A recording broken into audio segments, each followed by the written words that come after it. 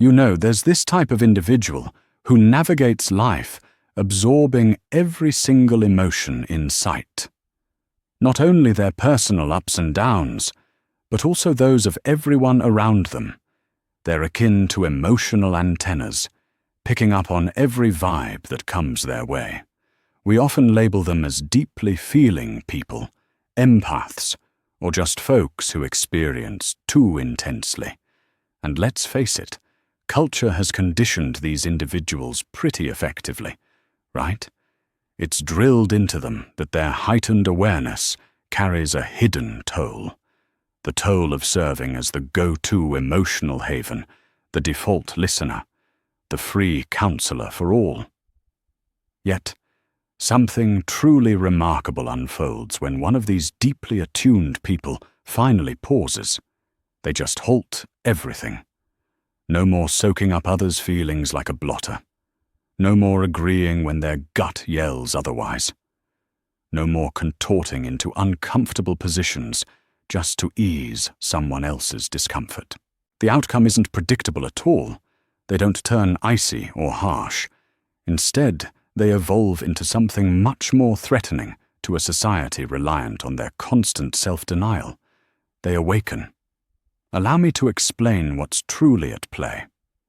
Most folks totally misread what sensitivity entails. We view the highly sensitive as innately gentle, endlessly generous, destined to nurture others. But that's a complete misconception. That deep perceptiveness, that knack for sensing all, didn't arise because they're supposed to clean up the world's emotional messes. It emerged as a way to endure. Picture this. If your early years demanded you always gauge the atmosphere, predict moods before anyone entered the room, or if your well-being hinged on regulating others' tempers, you'd hone the skill of feeling intensely. Not as a blessing, but as protection. The perceptive kid who detected threats in a parent's inflection, who sensed the tension building before the chaos erupted. That child thrived by tuning in sharply to the surroundings. And here's the catch. They got so skilled at deciphering others that they overlooked their own signals.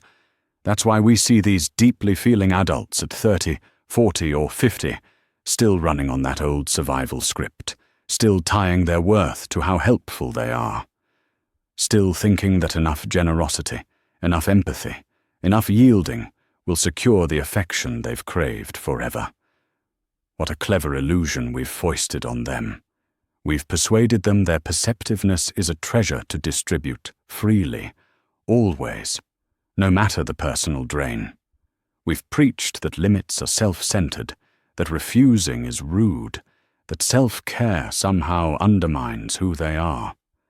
But observe what occurs when one of these souls reaches their breaking point, and they all do, sooner or later. It might hit after decades of pouring out until they're empty inside, or following yet another exploitation of their goodwill, or maybe during a mundane Tuesday when they're by themselves and realize no one's inquired about their true state in ages.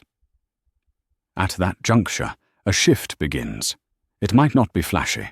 Often it's merely a subtle realization, a straightforward query that upends it all. Suppose I quit. Suppose I cease mending every issue.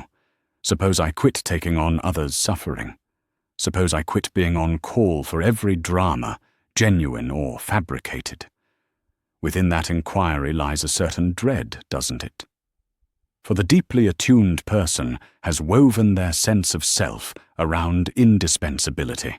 They can't imagine their identity without a role in aiding, soothing, or rescuing somebody. Their existence has revolved around this function. Contemplating abandonment of it feels like leaping into nothingness. But in reality, when they muster the courage to venture there, they find it's no void whatsoever. It's freedom, expansive, freeing openness, room to inhale deeply, room to ponder their private ideas, room to process their individual sensations without the intrusion of external turmoil, Within that openness, fresh perspectives emerge. The cycles stand out vividly once you withdraw from the dance. They spot how some contacts surface only for favors.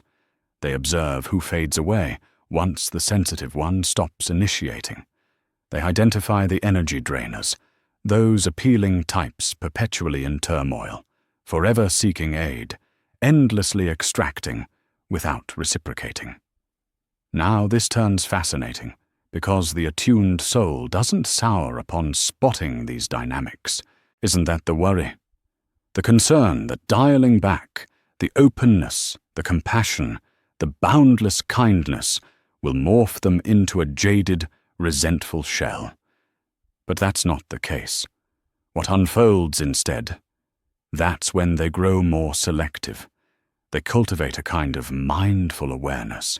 They retain their deep emotions, their strong connections, their true empathy, but now they decide. They decide where to channel their efforts, rather than spreading them thin to please every demander. Imagine a searchlight. An unawakened empathetic person acts like a broad beam, lighting up the whole area around them while ignoring their own needs. Once they awaken, though, they turn into a targeted beam. Deliberate, purposeful, intense. They direct their glow to spots that really count, where it's truly required, where it can spark real change. And sure, that leaves some folks in the shadows. Those who just wanted the easy glow without giving anything back, who never planned to reciprocate. They end up missing their constant source of warmth, and they hate it. This is the point where the complaints kick in. You've transformed. You're not who I remember. What's gotten into you? The wonderful part is that the awakened, empathetic individual doesn't hustle to soothe these critics anymore. They skip the frantic efforts to show they're still nice, still caring, still the dependable pushover. Instead, they just grin inwardly and admit, quote, at last, because here's the unspoken reality, the former version of this empathetic being, the one who always sought approval, who lacked limits, who soaked up others' hurts as if it were their duty. That wasn't authentic. It was an act, a coping mechanism confused with character. The genuine self lay hidden beneath layers of non-stop nurturing. That true self held views it never shared, desires it never voiced, frustrations it never vented, ambitions it never chased because it was occupied handling others' moods. When that authentic self begins to surface, it's unsettling. Not just for the empathetic person, but definitely for those who thrived on their self-sacrifice. There's a phase, and it might stretch over months or years, where everything seems odd, fresh, and a bit scary. The empathetic individual must pick up abilities they never had, like uttering, quote, without a lengthy justification, like letting someone down without crumbling under remorse, like spotting attempts to drag them into familiar ruts. Let me speak to remorse, since it's the main tool wielded against those awakening empaths. Right as they establish limits, the remorse shows up right on cue. Who are you to prioritize yourself? Don't you value others? I figured you were decent. And the empath, who spent a lifetime validating their worth, experiences that remorse sharply, like a stab. But this is the core of the growth. They must confront that remorse. They must endure it instead of rushing to erase it by slipping back into old habits. They need to pose the key query. Does this remorse signal I've truly erred, or is it merely the unease of owning my existence? Usually, it's the second. The remorse signals the dying gasps of the outdated self. It's the survival mode that thrived on usefulness, on being essential, on mending all the breaks. And that mode panics at the thought of irrelevance. Yet it has to fade, because the empathetic soul can't fully become themselves while lugging others' emotional loads. They can't uncover their true essence while donning the guise of the eternal appeaser. They can't tune into their inner guidance while boosting everyone else's priorities. Thus starts what I term the major sifting. Ties founded on the empath's non-stop generosity begin to fracture. Some will adapt. Folks who truly value them, who view the empath as a complete individual instead of a well to draw from, those will shift. They'll honor the limits. They'll cheer the shifts. They may even get motivated to examine their own behaviors. But others will fight it. They'll resist the loss of their easy access. They'll deploy remorse, fury, coercion, anything to revive their support setup. And here, the empathetic soul confronts their toughest challenge. Can they stand firm even when loved ones get mad at them? Can they let others down to honor their own truth? This isn't simple. The empathetic soul was conditioned from early on to place others' ease above their own genuineness. They've absorbed that stirring trouble is risky, that advocating for oneself is egotistical, that their wants rank lower than everyone else's. Shattering this pattern demands a form of bravery. Not the flashy sort, but the steady, understated kind. The quiet bravery of prioritizing your own needs when every part of you has been wired to put others first. Observe the transformation in the body when an empathetic person quits bending over backward for everyone. It's truly captivating. For years, perhaps even decades, their physique has remained locked in perpetual tension. Their nervous system hasn't just handled their personal feelings, but absorbed those of others as well. They've dealt with migraines, digestive issues, and fatigue that no amount of rest could fix. Their body has been yelling for a break, yet they pressed on because others depended on them. But once they halt that pattern, once they begin uttering no, once they establish safeguards to shield their vitality, the body starts to unwind. The ongoing strain begins to dissipate. Those unexplained discomforts and twinges start to vanish. Rest turns restorative. Vitality surges back. It's like the body finally lets out a long-held sigh after years of breathlessness. And this rings true, right? The body isn't designed to filter out everyone else's emotional debris. The empathetic individual has operated like a dumping ground for feelings, and their well-being suffered the consequences. Once they cease shouldering others' worries, fears, and hurts, their physical state naturally starts healing.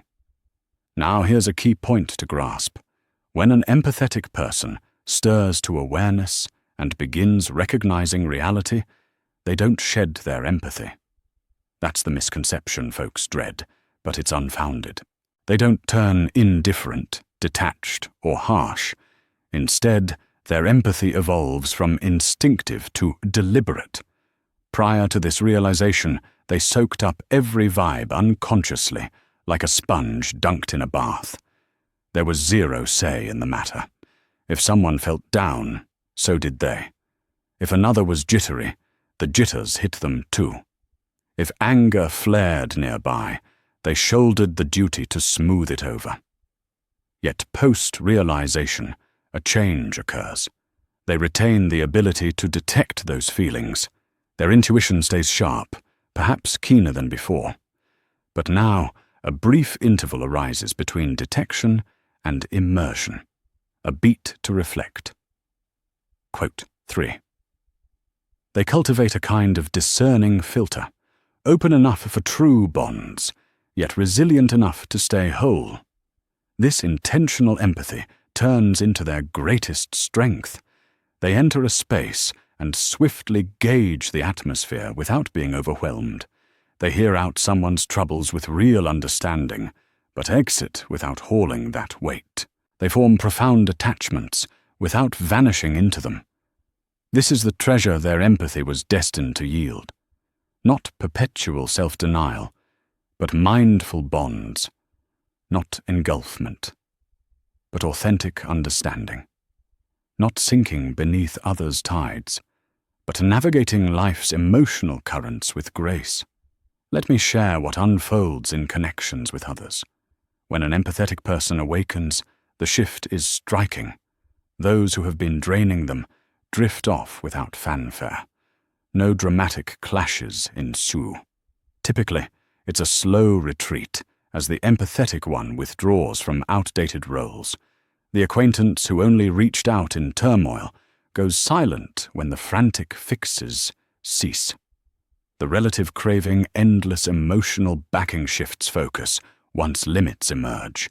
The spouse who leaned on them for all the feeling work either steps up or seeks another bearer. This drifting can mimic grief, and to some extent it is. Yet it's the shedding of ties that were never true partnerships. They were deals, pacts where the empathetic supplied boundless emotional fuel for scraps of closeness. As those pacts dissolve, room clears, and fresh faces step in. Individuals who view the empathetic as a full self, not a utility. Those who offer equally to what they receive. Folks who honor limits rather than probing them. People drawn to the authentic self, not the scripted mask. These emerging bonds carry a distinct vibe. They seem effortless, even as they run deeper. Drama ebbs, urgencies fade, the grind of emotional upkeep lightens, ease flows, balance thrives, true delight blooms. The empathetic uncovers a revelation. Authentic ties actually recharge rather than deplete. Love that's real doesn't demand self-erasure. Solid companionship involves mutual nurturing, not one-sided tending. Now, let's address resentment, as that's where the intrigue peaks. The awakened empathetic often unearths a vast reservoir of fury hidden beneath that relentless agreeability, fury over being exploited, fury over being overlooked, fury for every yes uttered against their gut, fury toward those who preyed on their goodwill, fury at their own past tolerance. This fury, it can feel startling when that happens. The empathetic person has dedicated their entire existence to kindness, empathy, and endurance. They've buried their frustration so deeply that it slipped from their awareness entirely.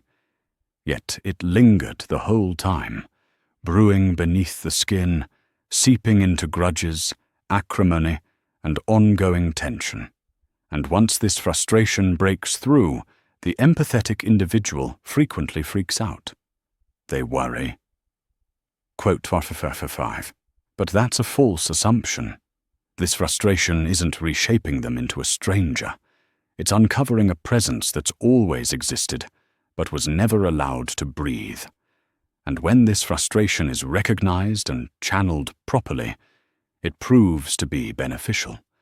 It's the aspect of them that recognizes their value, the side that rejects exploitation, the voice that declares, "Stop right there, I count as well." This frustration isn't the foe, it's the mentor. It pinpoints precisely where their limits were crossed. It supplies the drive to create fresh ones. It scorches the inauthentic persona, exposing the true self below. Yet the empathetic person must master handling this frustration wisely. Not by lashing out at every past offender, not by growing cynical and wary of all bonds with others, but by treating the frustration as insight, as motivation for growth, as the blaze that reshapes them from accommodator to authentic being. Something remarkable unfolds as the empathetic person recovers. As they start valuing their own requirements and implementing solid limits, they frequently feel drawn to support others in following suit. But their approach to aiding is utterly transformed. Previously, they assisted by handling all tasks for folks, by taking on their suffering, by resolving their issues. They offered help from a stance of obligation and mutual reliance. These days they assist by providing room to breathe. by trusting in others' power to handle their own challenges, by offering insights from their experiences without any urge to rescue. They evolve into what could be termed a mindful mentor instead of an obsessive savior.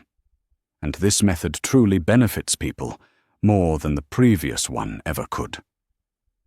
Since saving folks just deepens their sense of powerlessness, but trusting in their potential to navigate issues empowers them to uncover their inner resilience.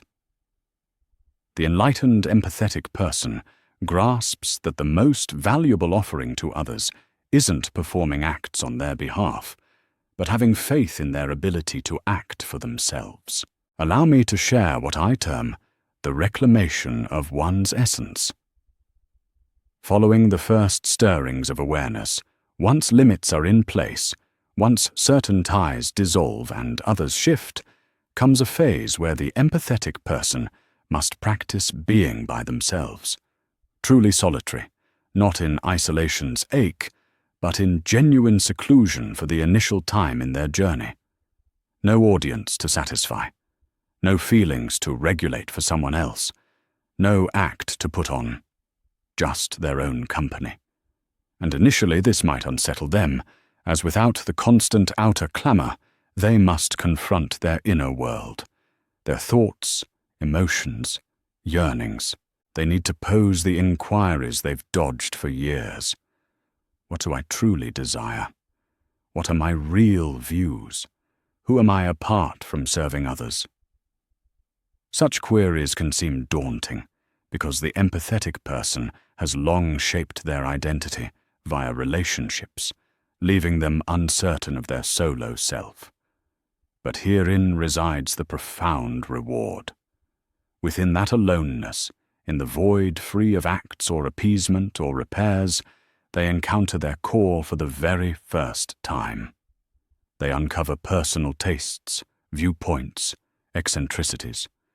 They learn what brings joy unseen by others, what stirs them without need for admiration, what ignites passion, absent any quest for approval. They realize they're engaging, layered in ways unexplored before, and genuinely enjoyable companions, and a marvelous shift occurs. The empathetic person develops affection, not for another, but for their own being, not through self-absorption, but with tender regard. They begin viewing themselves as deserving the identical nurturing and focus they've lavished on others. They adopt the same mercy toward themselves that they've shown the world. They commit to their needs with the fervor once reserved for everyone else. This self-regard is transformative, for true self-affection bars tolerating bonds that demand self-sacrifice. Knowing one's value precludes accepting mere scraps of warmth. Experiencing the calm of solo existence makes chaotic ties intolerable. The empathetic person, now awakened and reclaimed, attains a steadiness previously unknown, not through a fortified spirit, but by locating their true anchor. And from that anchor, they interact with the world anew. They offer, they give out of abundance instead of exhaustion. They assist through genuine motivation rather than compulsion. They express love from a place of completeness rather than desperation. They form bonds from sincerity rather than pretense. This is what I term sovereign sensitivity, the power to experience it all while holding on to your core, the strength to empathize profoundly without surrendering your essence, the blessing of staying receptive yet protected, gentle yet resilient. And here's the stunning contradiction.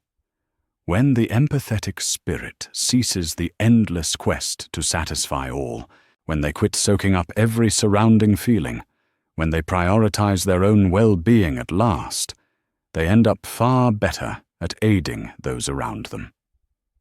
Not weaker, but stronger. Since they're no longer operating from a place of pain, they're contributing from a state of fulfillment. They're not swooping in to save others just to boost their own worth. They're uplifting people because it truly stirs their heart. They're not solving issues to dodge their personal ones. They're imparting insights gained from their own journey of recovery. The enlightened, empathetic individual transforms into a beacon.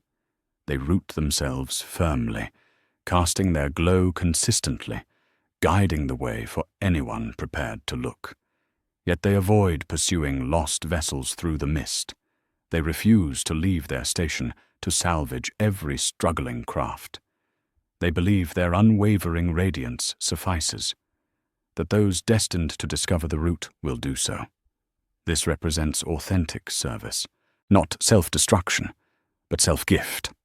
Not drain, but enrichment. Not victimhood, but empowerment. So what unfolds when an empathetic soul quits the habit of appeasing everyone and begins embracing reality? They don't diminish. They expand.